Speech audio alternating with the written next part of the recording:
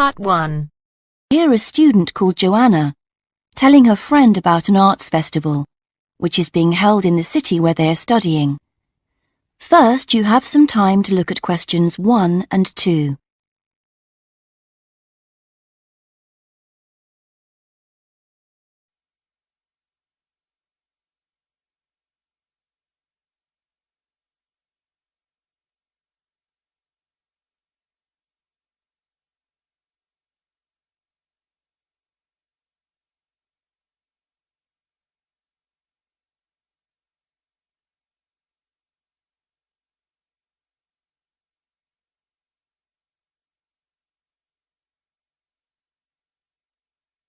Now we shall begin.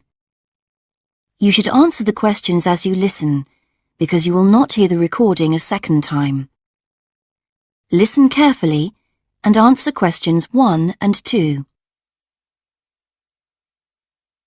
Hi, Joanna. Where have you been? Hi, Dave. I had to go into college to return a DVD I'd borrowed from the library. Oh, right. But while I was there, I got some information about the City Arts Festival that starts next week. Oh, yeah? I saw a poster advertising it somewhere. Yeah, and I picked up this leaflet from the library. It gives you the website address. So as I was there, I logged on to get more information.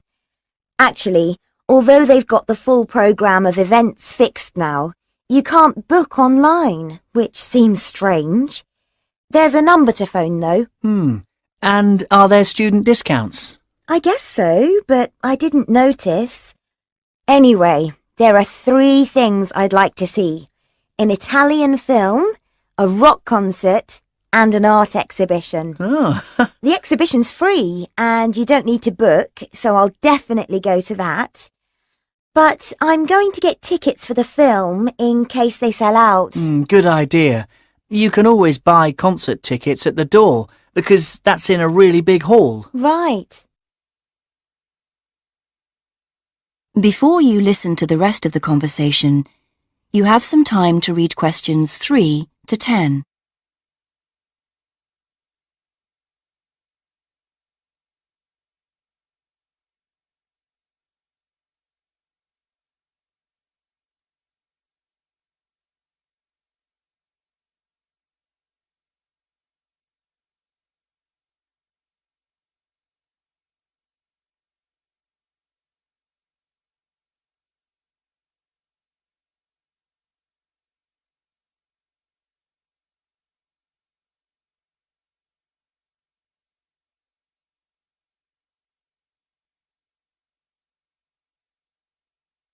Now listen and answer questions 3 to 10. So, when does the festival actually start? Well, it's usually held the first week of October, but it's earlier this year for some reason. The opening night is September the 20th, and events go on till the end of the month. And have you got that phone number? Yeah, it's here. Look, it's 0967 990 776. OK, I'll write it down. 0967 990 776. Thanks. I thought the local council made a profit from the festival, but it says here that there's a commercial sponsor. It's a local bank. I didn't know that. Neither did I. What other events have they got on? As well as the art exhibitions and stuff that's open every day, there are special events each day. Like on Monday, there's a musical in the City Hall. That's only £3.65 for students. I think I'll give that a miss. I've got football training on Mondays, but I'm free on Wednesday. There's a jazz band on then, and that's only £2.50 for students. Sounds good. Is that in the City Hall too? We could go. Well, I'm busy actually, but it's at the sports centre if you're interested. Oh, right. Thursday's the cheapest event, Only £1.25 for students, and it's on in the library. Can you guess what it is? Probably the college choir. Actually, no. They've not been asked, apparently. Oh. No, it's a poetry evening. Isn't there any modern dance on anywhere? On Friday. That's at the college. It's quite expensive, though. £15 for adults and £12.75 for students. Oh, yes, that is a lot. If I'm going to spend that much, I'd prefer to go out on Saturday. Yeah, me too. But on Saturday night, there isn't live music or a party or anything. Just the fireworks in the city park. And that's only £1.50. Yeah, that'd be good. That is the end of part 1. You now have half a minute to check your answers.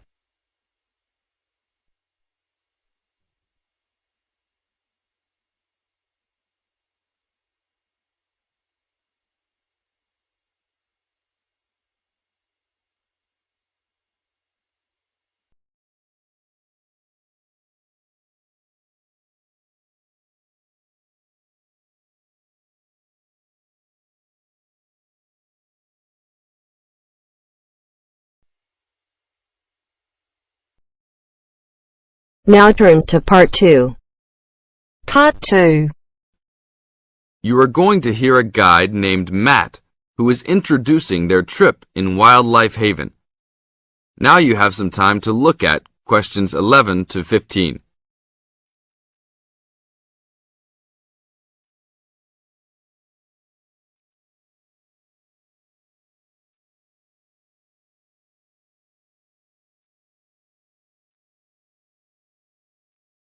Now listen to the first part of the introduction carefully and answer questions 11 to 15. Well, good morning, everybody. My name's Matt, and I'm one of the 3 guides here at Wildlife Haven.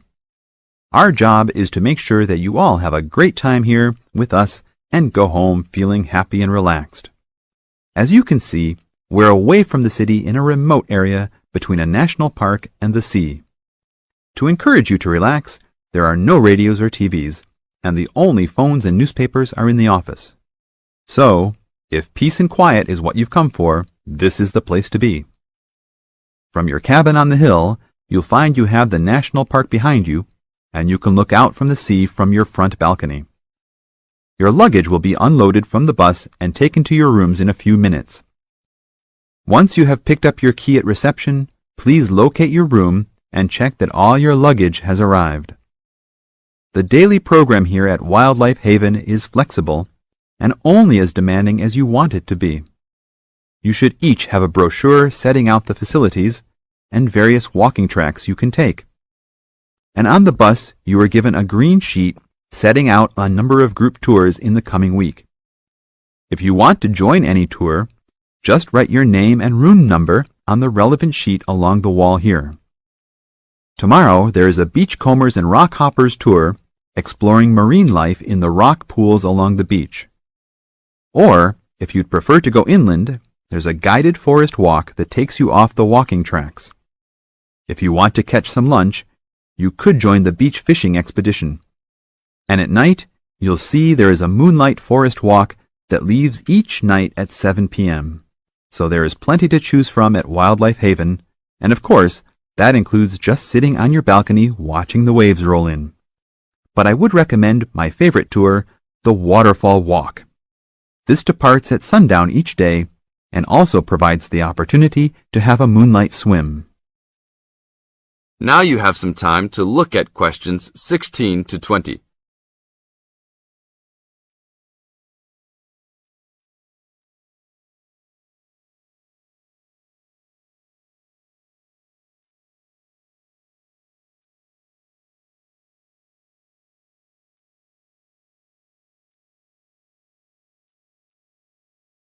In the second part of the introduction, you are going to get some advice from Matt. Listen carefully and answer questions 16 to 20. You've chosen to visit us in January, which is one of our hotter months. And although you may be tempted to wear a minimum of clothing, you should always take precautions against injury, particularly in the national park. This includes sensible footwear. You'd be surprised how many of our guests ignore this advice and end up being sorry. And socks are a good idea too.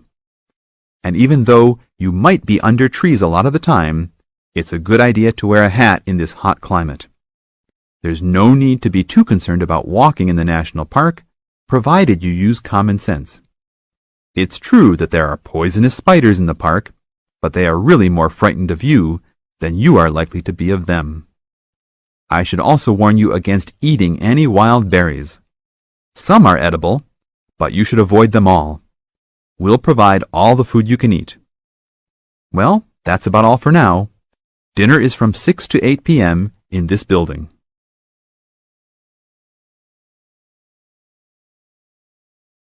That is the end of part 2. You now have half a minute to check your answers.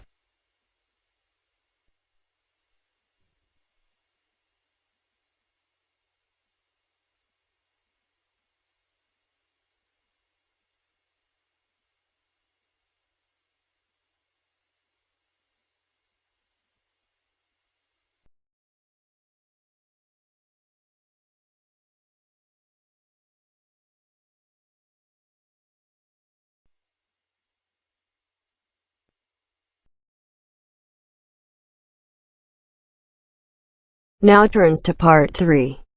Part 3. You will hear two undergraduates doing a research methods course. A girl called Leela and a boy called Jake having a seminar with their tutor. Now you have some time to look at questions 21 to 24.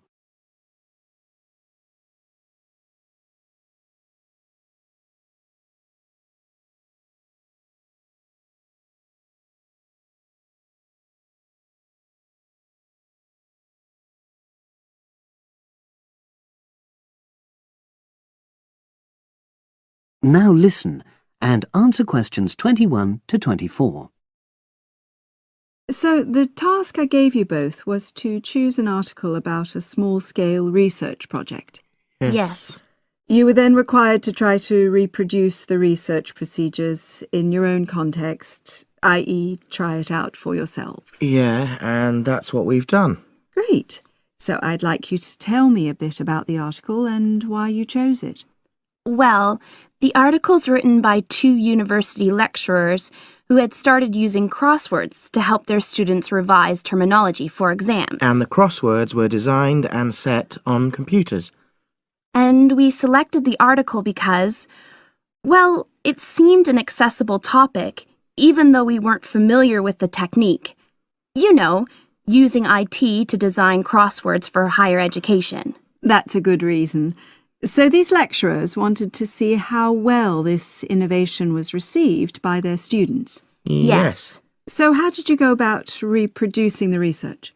Well, we drew up a list of terms from one of our own modules and designed a crossword for revising these terms. Then we asked our classmates to try out the crossword and give us feedback, their opinions on how they felt about using the technique. Was it easy to find participants? It wasn't easy at first, but then we convinced them that by taking part in the research, they were actually benefiting themselves by preparing for an exam which is coming up later this term. And it worked. Good. So how did you find out what the students thought about doing the crosswords? A questionnaire. The original article used a 2-page long questionnaire. There were lots of excellent questions on it, but the whole section on difficulties using IT is now obsolete. Old-fashioned even though it had only been written a couple of years ago. So you designed a shorter version? Yeah. Then we sent it to the 40 students by email and got 28 replies. I was taken aback by the fact that everybody we talked to thought this was a good return. I mean, the responses were well written. People had taken a lot of care, but I was really disappointed with the low numbers. Yes, an important lesson to learn for an apprentice researcher. Yeah.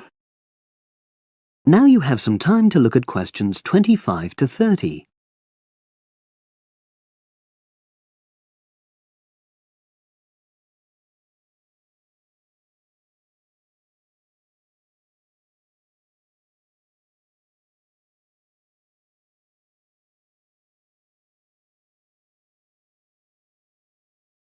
Now listen and answer questions 25 to 30. So what results did you get? Well, basically, the responses were extremely positive. The students said that doing the crossword on a computer helped them really focus on the work in hand and not be distracted, which is something that commonly happens with other ways of doing revision. Yeah, that was really clear. But something that struck me was that having fun hardly featured in their responses, nor did anything to do with spelling of hard words, which I thought would be an obvious benefit. No? Okay. Respondents also said that doing the crossword hadn't really increased their general motivation to study, but that it had highlighted the gaps in their memory so they knew what further work was necessary. Right. So how did your findings tally with those of the original researchers? There were lots of similarities, but... There were probably two main differences. We found that more males than females liked the technique, whereas the original study found the reverse. Also, our respondents said they wouldn't mind doing a crossword as a final official exam, whereas in the original study, students said they would hate doing it even if it meant having a shorter test. But of course, both sets of respondents said they'd be interested in doing more crosswords for informal purposes, revision, and so forth. Right. So let's have a think about the whole project and what you've learned from doing it. Well, it was very time-consuming. Yeah, and I don't think we managed that aspect very well. It could have been worse. I mean, we didn't have a lot of data, so we didn't have to spend ages processing it. And of course, we'd already done a course on numerical data processing, so there wasn't much new there. Yeah, that's true. Anyway, I think we designed our questions well so that they gave us manageable data. Yeah, it really helped having the original study to guide us, as it were. And that helped us to see what a good research instrument is. What a good questionnaire should be like. Absolutely. We got a lot from that. But when we were writing up the project, I'm not sure whether we'll know how to acknowledge the work of the original study. You know, our referencing. No, that's something we'll both have to work on in the future. Actually, that part's been great. Finding ways to share and support another person. That's the real plus from the project. Learning ways to do that. Well, it's obviously been very successful.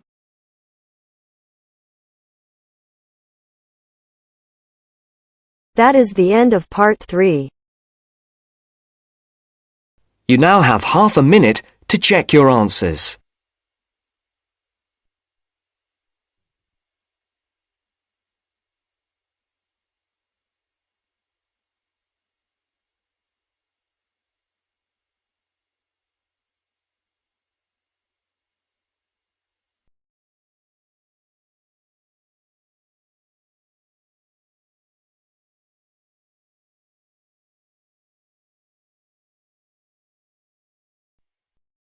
Now turns to part 4. Part 4. In this section, you'll hear a lecture on coral reef. First, you have some time to read questions 31 to 40.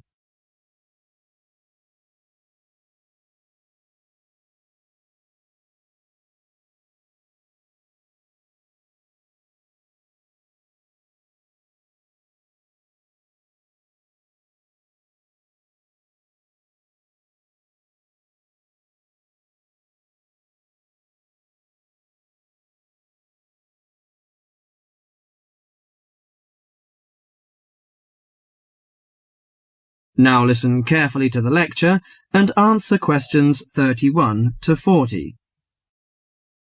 Do you fancy diving in the wonderful world of coral reefs, green sponges, colourful fish and red crabs? It is a rich garden beneath the waves. But how much do you know about the corals? Are they animals or plants? What are the threats to coral reefs? Today, Mr. Tim Harford, Executive Director of the Coral Reef Alliance, is going to introduce the facts about coral reefs. Good afternoon, everyone. Coral reefs are one of nature's most magnificent creations. It is filled with thousands of unique and valuable plants and animals. Over 1/4 of all marine species depend on healthy coral reefs. Humans also depend on coral reefs. These marine ecosystems are the primary source of food and income for millions of people, a vast repository of valuable chemical compounds and medicines, and a natural wave barrier that protect beaches and coastlines from waves and storms. Coral is actually the exoskeletons of coral polyps. Made from limestone, these skeletons build up over time, forming the reef. New corals are born each April. At a certain hour, on a certain night, mature corals suddenly release clouds of eggs and sperm into the sea. After the fertilized eggs take root on the seafloor, they can grow up to 15 centimeters per year. Coral reefs are present in the waters of over 100 countries. These are warm, 18 to 29 degrees centigrade, shallow, sunny regions primarily between the tropics of Cancer and Capricorn. Only clear, warm salt water can support a coral reef. And because sunlight is crucial to the reef's survival, the water must also be shallow. The algae that grow on coral provide much of the coral's food. In deeper water, algae cannot get the sunlight they need to grow. Most coral reefs are in the tropics because natural conditions there are perfect. In their modern form, coral reefs have thrived on Earth for over 50 million years. In recent years, however, more than 11% of the world's reefs have been lost, with another 16% severely damaged during the El Niño event in 1998. Up to 32% of coral reefs may be destroyed by human activities in the next 30 years if we do not take action now. Corals and coral reefs are extremely sensitive. Slight changes in the reef environment may have detrimental effects on the health of entire coral colonies. These changes may be due to a variety of factors. One of the greatest threats to coral reefs is human expansion or development. As human population increases, so does the harvest of resources from the sea. Due to overfishing, reef fish populations have been greatly decreased in some areas of the world. The removal of large numbers of reef fish has caused the coral reef ecosystems to become unbalanced. As we know, corals are also very popular as decorations. A large amount of the most healthy corals are selected by commercial collectors. They sell the corals to souvenir shops, where a large number of tourists wait to purchase them as decorations or souvenirs. Coral reefs also receive much damage from both commercial and private vessels. The leakage of fuels into the water and the occurrence of spills by large tankers are extremely damaging to local corals. Although much of the coral reef's degradation is directly blamed on human impact, there are several natural disturbances which cause significant damage to coral reefs. The most recognized of these events are hurricanes or typhoons, which bring powerful waves to the tropics. These storm waves cause large corals to break apart and scatter fragments about the reefs. Home to a diverse community of creatures, coral reefs are underwater treasure chests of color and activity. Predators and prey swim and crawl among the coral in nature's never-ending dance of life and death. This lively, fascinating world beneath the waves is just waiting to be explored. That is the end of part 4. You now have half a minute to check your answers.